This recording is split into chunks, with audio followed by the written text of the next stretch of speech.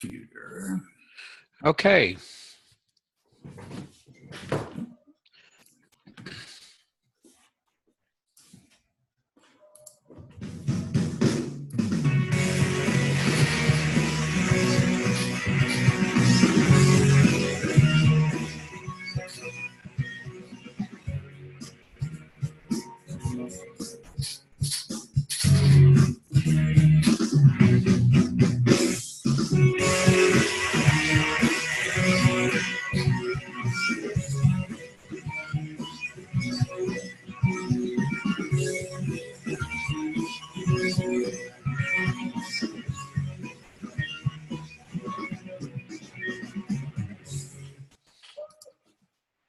Hello, everybody.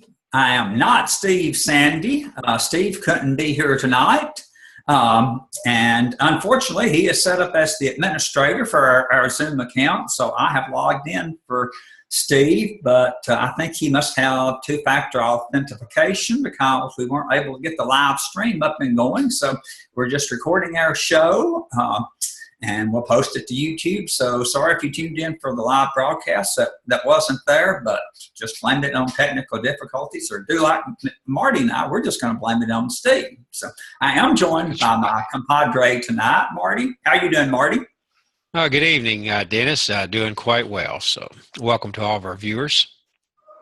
Yes, and it's been a busy week, or at least last week was a busy week. Apple had lots of news, a lot of announcements about upcoming Mac products, something that I think has a lot of folks excited, something we've been waiting for some time.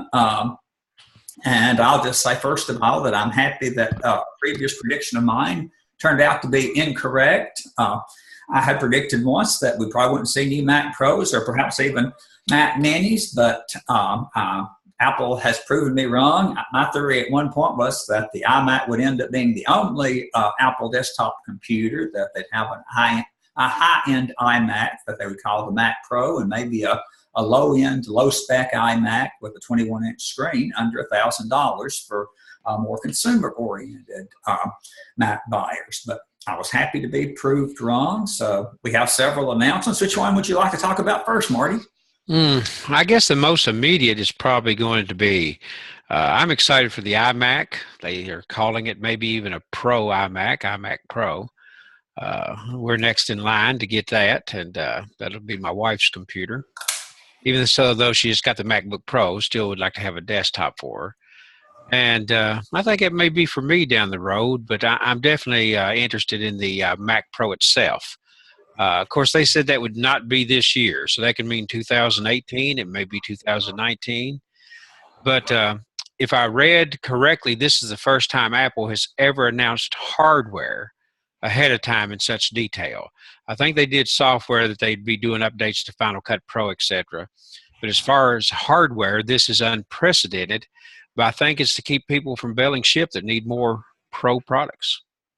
Well, I think you're right, and it's also one of the few times that I can remember. I've been in the Apple journalism business for a long time, where Apple didn't necessarily say, "I'm sorry," but they did sort of admit that people call the trash can shaped Mac Pro really wasn't upgradable or modular enough for Pro users. And if I understand the reports correctly, the next Apple says the next Mac Pro will be modular and upgradable. So I think that will make a lot of Pro users happy if that's the case.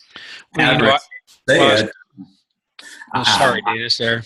Okay. I think I read somewhere that Apple had supposedly just started work on it, so you may be right. It won't be this year. Apple said we wouldn't see the new Mac Pro this year. They said they didn't say exactly when, but I'm sure it'll be at least two next year, and who knows, perhaps even after that.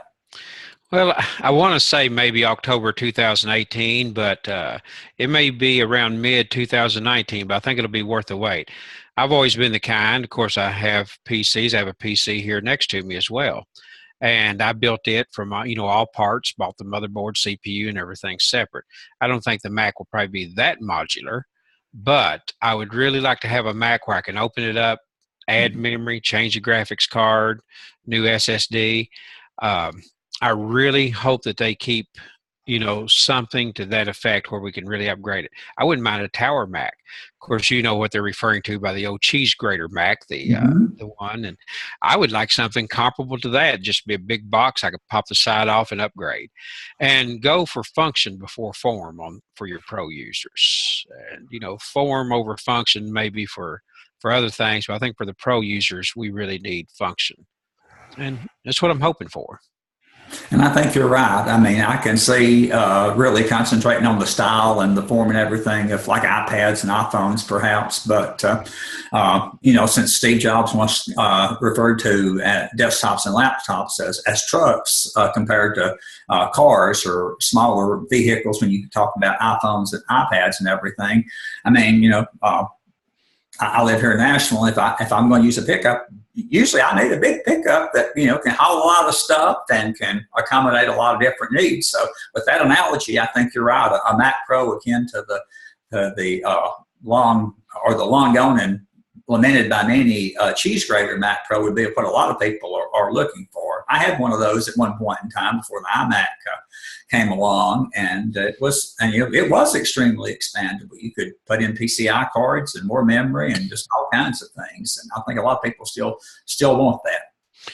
Well, I know I definitely would be interested in just plenty of ports, not go for sleekness, because it's going to be something you usually set and won't see that much anyway. You know, I think we need a big truck as well as the sports cars in the computer world. One size does not fit all, and maybe Apple is beginning to realize that, you know, and I think they could even, I know Apple really doesn't do servers per se. Of course, you can buy a server OS X version, but there's people would probably use it as servers. I love the Mac operating system. I just want it to be where I can really make it as robust as I want. And I did see a couple of rumors that they may even think there's going to be a Mac Mini Pro, if you will. Maybe a little expandable, maybe a mini tower. So who knows? There's a lot of possibilities. Yeah, Apple, like I say, Apple excited us by the fact that, and they tended, I think, to talk more about the Mac Pro itself than any of the other ones, but they did talk about that they did say we would see a new iMac this year. They didn't say exactly when, so I think most people are expecting probably October, since maybe they'll preview them or talk more about them at WWDC in June, but it'll probably fall before we see them. But I think just the fact that Apple said they're coming will keep people patient a little bit longer. And they did mention the Mac Mini and possibility of a more pro-like Mac Mini, but they gave really very few details about that. So whether that's something we'd see this year or not till next year or the year after, who knows? Well, they had said something comparable to the Mac Mini definitely has a place in our lineup or something like that. So I don't think they're going to cut it, you know. So I hope not. You know, Mac Mini has a place. That's what I'm actually broadcasting with right now. It definitely has a place. It's small. It's discreet. It can really make a great server just for a task or two. Stick it back and never see it again. It just works. Well, I don't have one, but I know a lot of folks who are Mac Mini fans, and so for those folks, I'm glad that Apple at least sounds like they plan to continue it. I realize this probably won't pad their bottom line a whole lot, but you know, you want to keep people in the ecosystem because the people that really like the Mac Mini or the Mac Pro are going to be the ones when they get a phone and the higher ticket items. That's what they're going to buy, you know. And so just keep everybody all together and on the same thing. So I know I'm really excited, and so a lot of new hardware out there.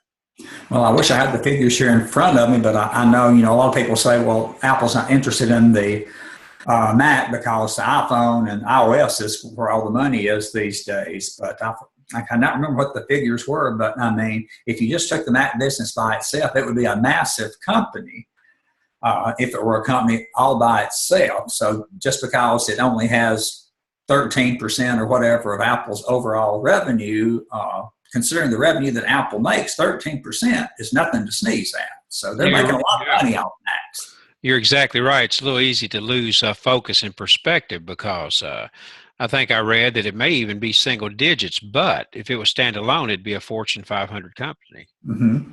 So, and you know, the last quarter, Apple, I think, was Macs had contributed just a little bit more to Apple's revenue than iPads did. And of course, at one point in time, the iPad has been pushed as the replacement laptop for a lot of people, but at least in the last quarter, and we'll probably see new iPad, so that may reverse again. But the Mac actually brought in more money for Apple last quarter, the last fiscal quarter, than iPads did. Well, I think it's part of their decision, to do this. And I do think they were hearing the rumblings. I know you and I both read a lot of Mac news sites, and a lot of tech writers were really talking about going to other products, and have they abandoned us? And I think Apple they of course don't have the products ready, but I think they just probably among the executives said, we've got to let people know something's coming, knowing that it would pretty much stop the sales of the current computers pretty much in their tracks. I mean, I'm not going to buy one, knowing that something's on the horizon, but it'll be worth the wait. Well, I think Apple garnered a lot of goodwill by coming out and talking about new Macs and sort of saying, okay, we probably may have made a mistake with the Mac Pro. I think people, not just in the tech industry, but in the entertainment world and everything else, if somebody makes a mistake or doesn't do what people expect, if you just come out and say, okay, we were wrong, we're going to change course and fix it, I think that goes a long way toward reassuring people. Although I do know there's a lot of people, I have read a few comments that said, it sounds good, but I'll believe it when I see it. But I'm going to be optimistic and say Apple's got some good things coming. Well, I think they would have to after saying it, for sure. I hope it's something they keep on. If they make the Mac Pro modular enough, they really won't have to update it as often, because the customers can update it themselves. I mean, this may be wishful thinking, but if they have it where I could even replace a motherboard, the customers are going to get their own new iMacs every few years just by upgrading bits and pieces and, part at a time. I don't know if they'll go as far as letting us do the motherboard, but who knows? Since they use Intel processors, that would certainly be a possibility. But I'll be happy if they let us add memory, our own graphics cards, and the hard drives that we want. But if the Mac Pro, and the Mac Pro is probably a very, very small percentage of Apple's business. I mean, I know a lot of iMac users, I know Mac Mini users. I don't know a whole lot of people except of course, I'm in Nashville, Tennessee, so a lot of people in the music business that do a lot of recording have Mac Pros. But I mean, I don't know of a lot of Mac Pro owners just among my circle of friends and acquaintances. And if one was modular, even with the motherboard being modular, Apple could basically, keep selling it, as you said, and people could upgrade it, and there wouldn't. Whereas the current model is not particularly upgradable, and that's what has so many Pro users upset. But it's a 2013. It's not been upgraded. We can't upgrade the things we want to, and Apple's still selling at the same price. What's up with that? Yeah, exactly. They did, for what it's worth, as you well know, they upped the memory and the graphics capability of each model. And so, in essence, they lowered the price, but not really. You pay the same price, but get a little bit better spec. But it would be, I think, one not to buy now, knowing that something's coming out. But I'll have to see what they have. Actually, they're doing it in a good order. If they came out with the Mac Pro first, I would really be torn. Get the Mac Pro or wait for the new iMac. But the new iMac, that'll be something definitely for my wife. She's not going to be a Pro user, in the sense of tweaking and adding video cards. She truly just wants it to work.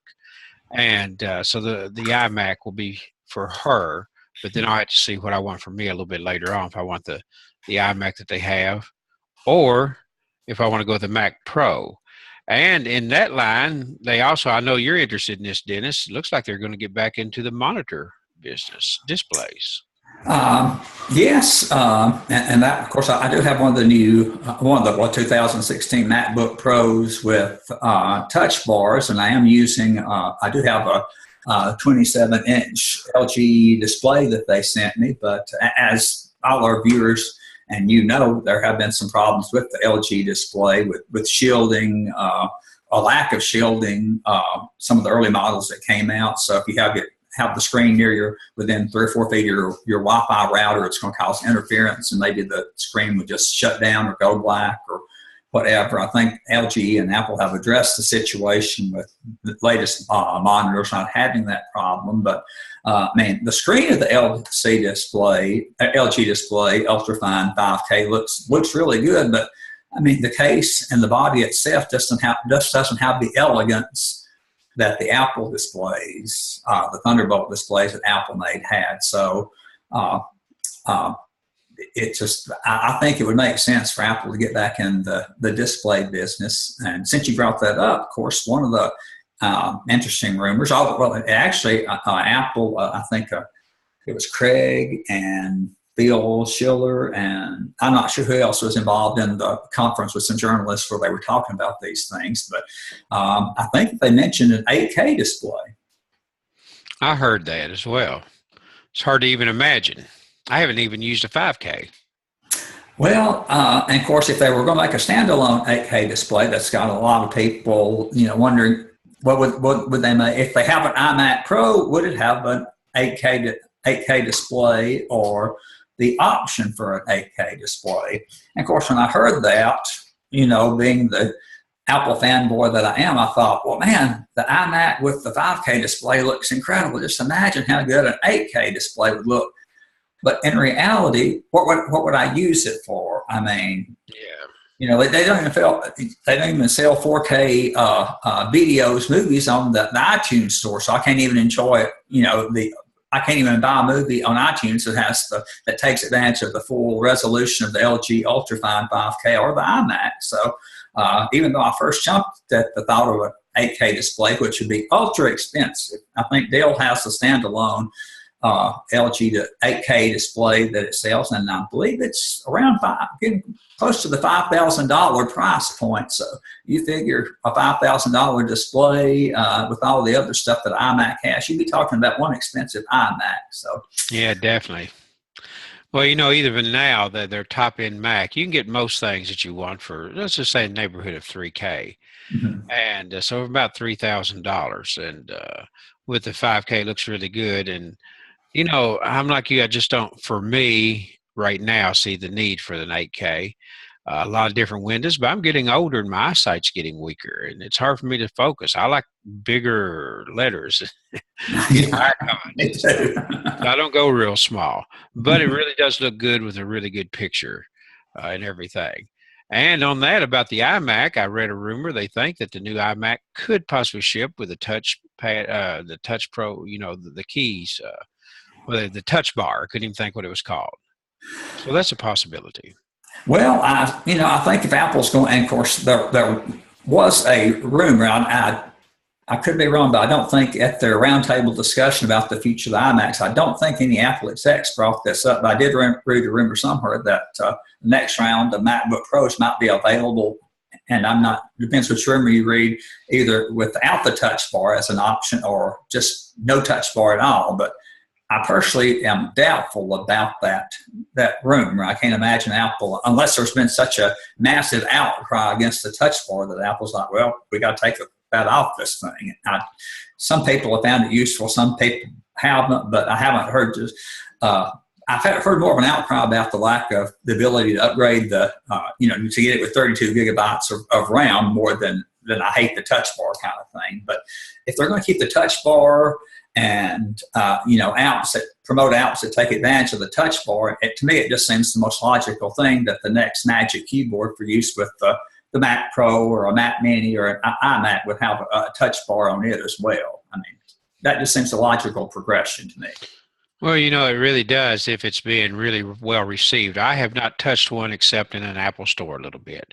Now, I think you use one. Do you find it useful or more gimmicky?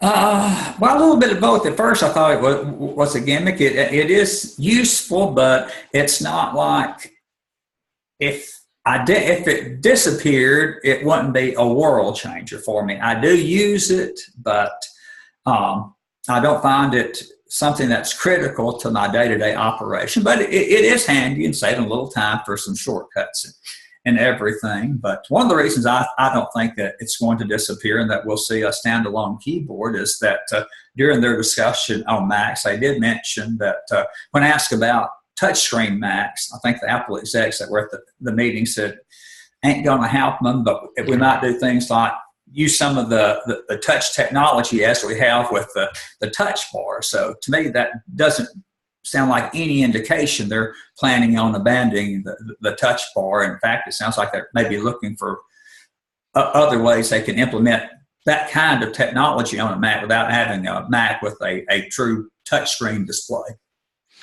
Well, you know, that's a good idea. I can't see me using a touchscreen on a Mac. I don't want to reach up all day, you know, tap stuff. I really am a keyboard kind of guy, you know, even the ancient keyboards. But speaking of that, not to change the subject so much, there's things that Apple has introduced that I thought seemed a little gimmicky to me at first and then really become useful. I admit Touch ID for me, the fingerprint scanner, I really thought was more gimmicky, you know, because coming from a world of where it was at, it would work sometimes, not sometimes, but they've really got it worked out and works super well. So I really can't call that a gimmick. I have to admit there's a couple of things I've disabled on my iPhone because it's a little too gimmicky for me, but I might grow into it if I try it more. I don't use 3D touch. I do not care for that. And so I disable it because I can't move icons without the menus popping up and everything. So I've got that disabled, and I disable Hey Siri.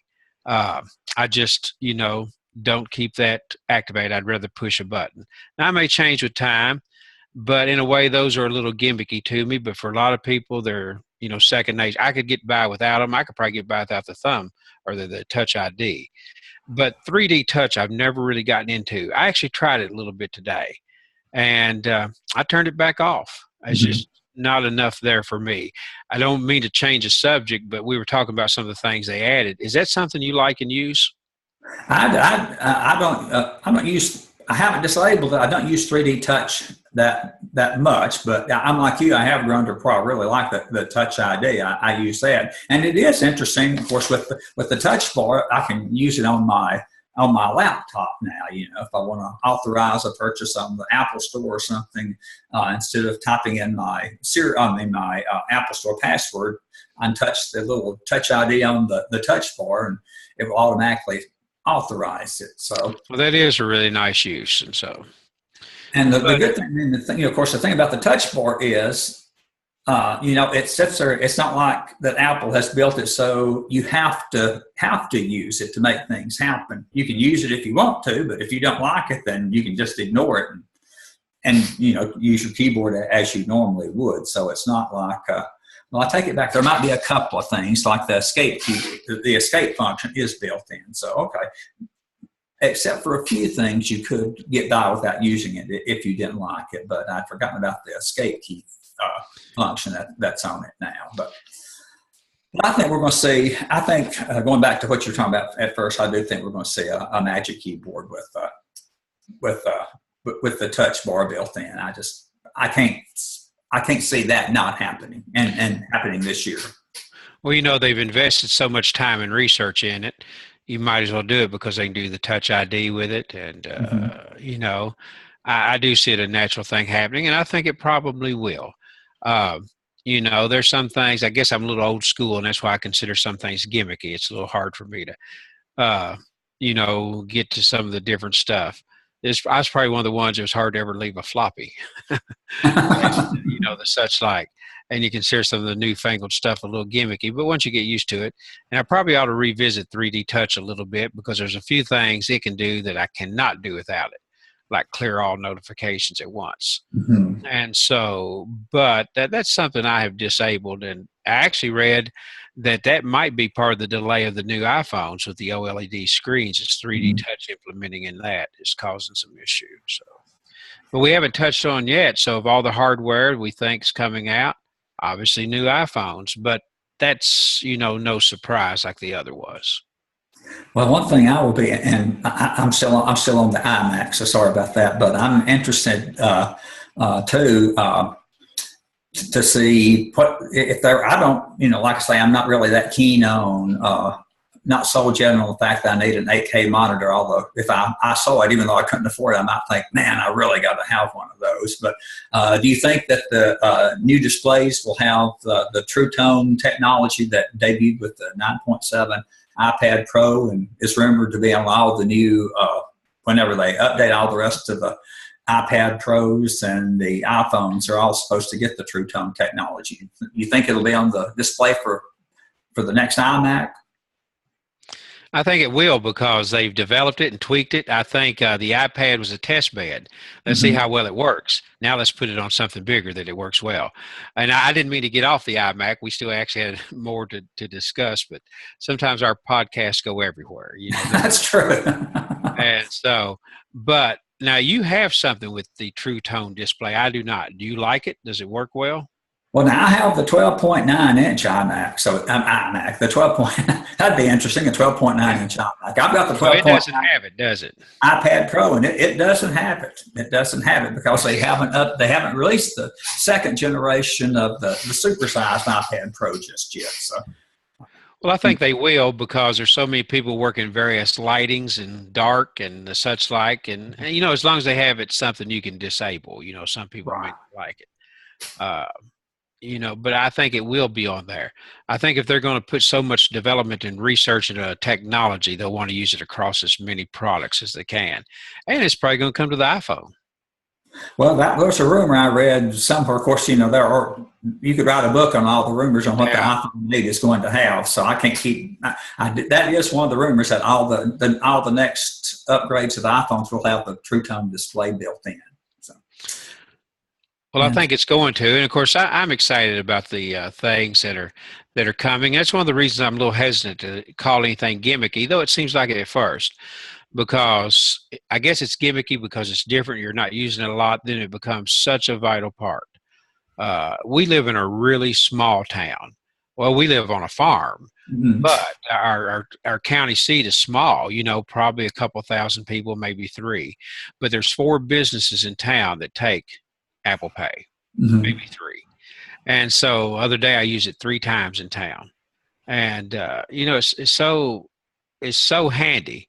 And, you know, the Touch ID makes it so much easier. So that's gone from beyond what I first thought sort of gimmicky to absolutely vital now. And I know the other tech will as well.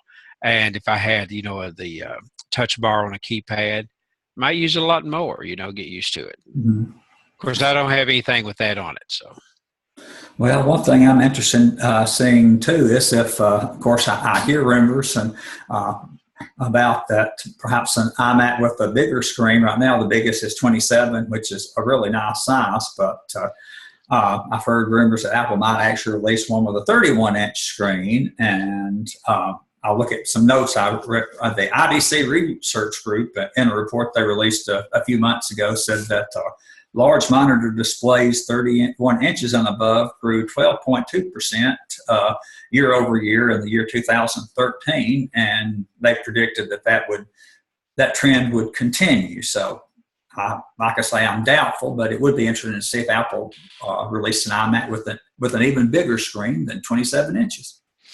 You know, for me, and the 27 inch is really a good size. I'm not sure I'd want to go too much bigger, you know. But yet, there's a lot of people that would. So they are calling it maybe an iMac Pro. What you really are in touch with Apple things, Dennis. What do you think they will include that would make it have the Pro moniker about it that they would have? Well, let's see. One of the, of course, and these are just some things that people have bandied about, which would make sense.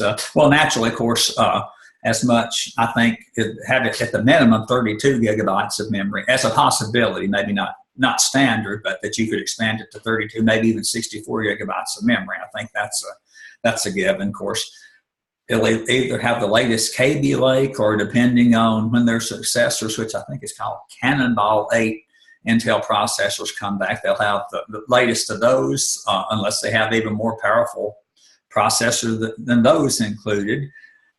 Some people have said that they might include, and these things may be wishful thinking rather than reality, but possibilities, I guess, are using the Intel Optane memory and SSDs, which are supposed to be even faster. And at least some folks are hoping for the use for virtual reality use and everything, that they might include NVIDIA's GeForce GTX 1000 series graphics processing unit, because some folks may remember that one of the folks at Oculus said they hadn't really done much on the Mac platform because Macs just didn't have the graphics capability to do what they wanted to do when it came to virtual reality and augmented reality things. So I think they're going to have to. I think they're going to have enough horsepower, at least the high-end iMac model, whether they call it the iMac Pro or just an iMac, to handle some of the VR, AR functions that a lot of folks are working on and wanting to see. You know, I think you're right. And of course, you know, I'm into gaming somewhat, and I really want to see some high-end graphics. I've always been fond of the computers I built of the NVIDIA video cards, but I think Apple's probably going to stay with AMD for the foreseeable future, maybe. And but I think we're going to see a higher-end video card. I wouldn't mind the iMac being just a little bit thicker and, you know, bigger bulge even to get in a more powerful video card. And one thing I really do hope is that they keep plenty of ports, you know, USB, Thunderbolt, and whatever we might need, not go with all USB-C ports. But we'll see where it goes from there. But I think that and the general upgrades are just a processor, like you said, is probably what's going to make it Pro Cabby Lake, probably the Cannonball or whatever it's called Lake. And they may be dragging their feet waiting for that, and so it may. I'd rather wait toward the end of the year and get something a little bit more powerful. Right. Well, and one thing I would love to see, and this is just I guess it's just because I listen to music or radio and even watch TV or newscasts a little bit since I'm on my computer all day. So I would love to see an iMac with a really beefed up speaker system on it, something akin to there's Dell released a computer called the XPS, which I've read that its sound system is getting really good reviews. It's got 10 discrete speakers powered and controlled by digital dynamic amplifiers that produce 50 watts per channel. Wow.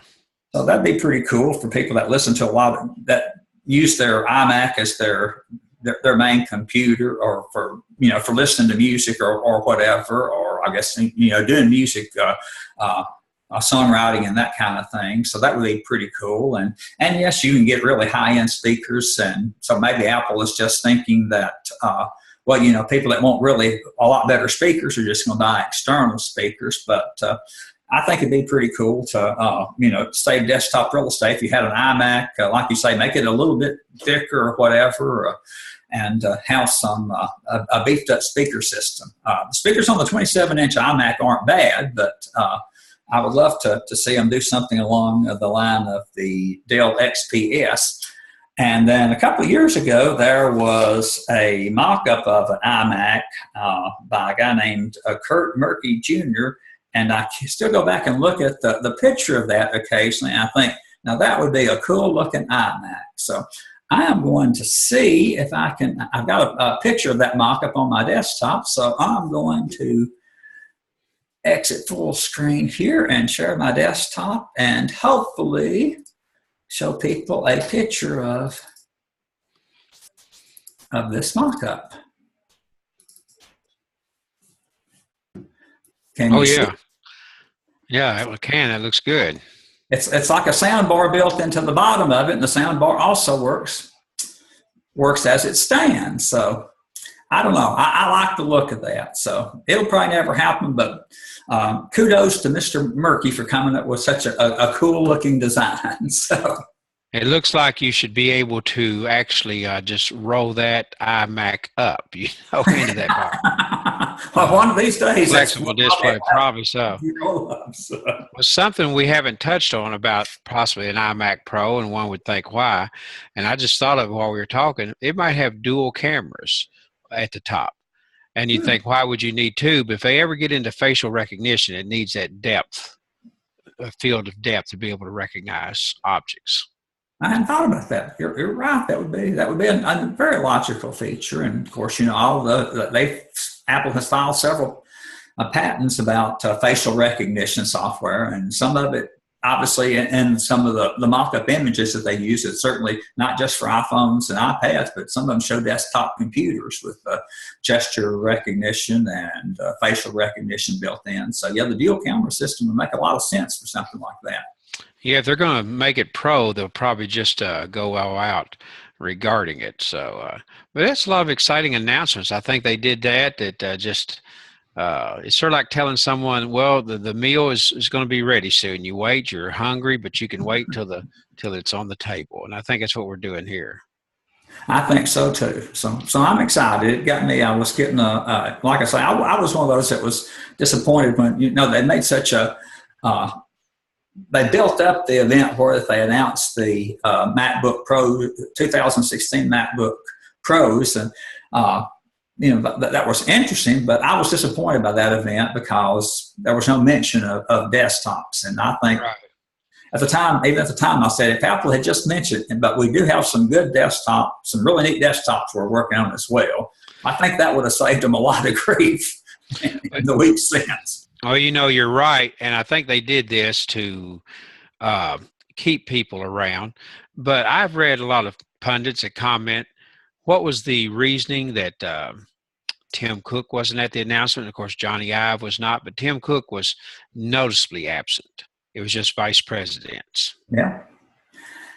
Now that I don't know. That is a good question, and I don't know. The only thing I can maybe Johnny Ive wouldn't be happy about the thought of thicker, heavier iMacs. Yeah. I don't mind thicker and heavier. I wouldn't mind thicker and heavier a little bit on the iPhone because just a little bit more battery in there. I came. Early cell phones, they were literally like bricks, and so they're nice now. But I have to admit that the battery does well even at the thickness. Not to get too far off, but had a good test this past week. My wife drove about a 12-hour drive one way to her parents, and she drove all the way out, never charged her iPhone, and listened to audio books the entire trip. She got out there and was 30% battery. Did the same thing coming back, 28%. And so it must have been uphill coming back. I don't know, but a little bit less. But that was a 12-hour day listening to books all day, few phone calls, and etc. And, that's pretty impressive with that thin of a battery. So 12 hours and still that much left. So really no complaints here regarding battery life. I'm always around a charger anyway, so. But I think we got a lot of great things to look forward to, and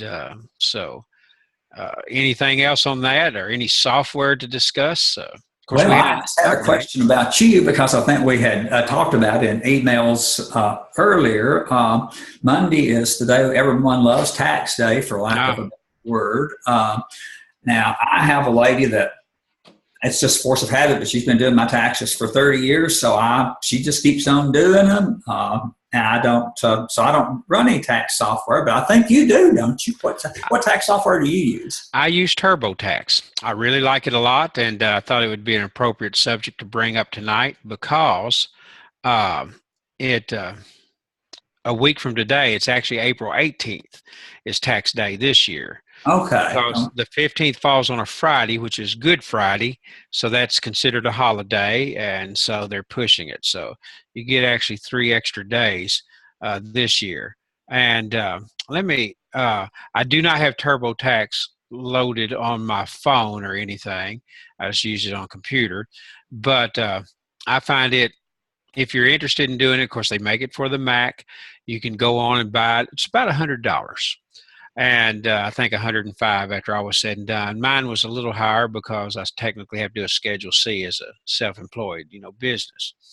But, I just do it. It walks you through it, interviews you with everything, and click file. And I had to admit it was quick. Got returned. Did end up with a little bit of, or ended up with a refund. And I think it was 6 days. It was deposited in the bank. So, you can't get refunds that quick doing it physically. Right. So I really do like TurboTax.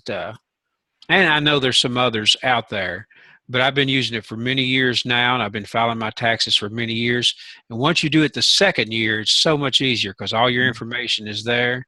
It just ports over and just change a few numbers for income. And I think it takes me now to do mine and my wife's taxes. We file together. Takes about 50 or 55 minutes to do everything. Never have to leave the house. Click submit, You sign it electronically. A few days later, is a refund in the bank. So it's Yeah. very, very easy to do it. I was going to mention as a little bit, unless you have more questions about that, is a little bit. Let me see if I can share my phone here. One of the things you often have to do whenever doing taxes is obviously you need to calculate a little bit. So I want to mention a couple of things about the calculator on the phone tonight as a little Okay. app demo. It's something, let me share the screen over here. All right, desktop 2. All right, you ought to be seeing a Mac background with my iPhone there and my World I of do. Warcraft wallpaper. Okay, the calculator, it sounds like something you normally wouldn't discuss much, but I have found out a lot of people don't really know some of the things it can do. You can access the calculator by the calculator icon, or probably easier, from the control center. You just slide up, and there's the calculator icon. You click on it. And you've got a standard calculator. All right, 2 plus, oh, I don't know, 5 is 7. Okay, it works. And but a couple little things to notice: every time you press a button, it lights up gray as long as I'm holding it. So that helps guide your eyes. I don't know if you can make that out or not, but I can. it's highlighting the digits there. But one thing that highlights and stays, like if I want to do 2 minus something, it highlights, but as soon as I let go, I'm not touching the screen. It puts a block around it. So you don't forget which function key you have pushed. Okay. I have found that very vital, because sometimes I think, did I hit plus or times, or minus? And so it actually stays lit up if I want to do 2 times, and I have to look away or get distracted, and I look back, did I hit the right key? Oh yeah, it's got a black box around it. So it's multiplication. 2 times 7 equals 14.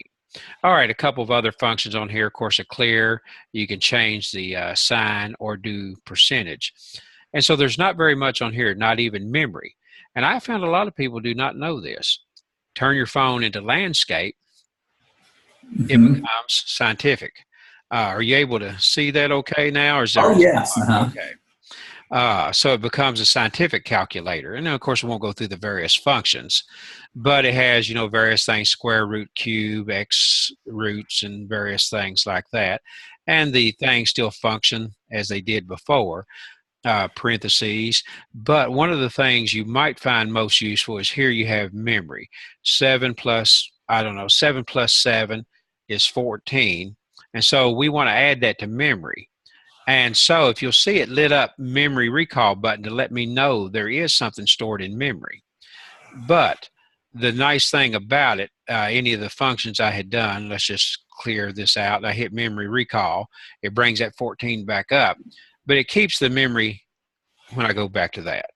Okay, cool. So even though you don't have memory keys here, it will pass that information. So I mean, there's a lot you can do with the calculator, a little bit more. It has pi built into it if you're in the scientific field, and various functions and such as that. So I've run into some people that did not realize you could rotate that sideways and actually access a little bit more. So if you're doing your taxes manually or something, need to calculate, it's actually a very handy and nice looking calculator, and very visual and easy things to follow. So a little bit lackluster, but I thought I would share a few tips about the calculator Well, there. that is cool. Yeah, I didn't know about the more scientific functions, so I was using my calculator to, I think I was maybe adding up some stuff before I went to my tax preparer, and turned it a little bit sideways and it popped up. And so Right. I found out about it accidentally, not because I'm such a clever guy. Well, there's a lot of hidden things like that. And so maybe over the weeks to come, we'll show a few little hidden features of the iPhone that people do not know about. One of our one of the videos we've done that had quite a few hundred views was how to take screenshots with one finger. A lot of people, I had people email me say, I didn't know you could do that. Mhm. And so it's quite handy, if you are disabled and only have one hand, it's a lot easier to take a screenshot. I sometimes set the iPhone up in a mount on my dash in my truck. And sometimes there is something I want to take a screenshot of. I'm going to be driving while I turn that on, so I can just hit one finger and take a quick screenshot. without having to do two hands while driving. That's not too safe to do. So, but anyway, a little tip there about the calculator and some things that you can do. Of course, there's a lot of calculators that you can download, but the built-in calculator, I find it more than functional. Mm-hmm.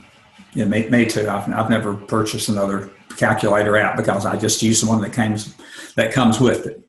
Well, a little trip down memory lane. Do you remember, like in iOS 5, I guess it was, or before, the calculator, when you use it, looked like a little roll of paper. It looked like a actual paper that came out of an adding machine.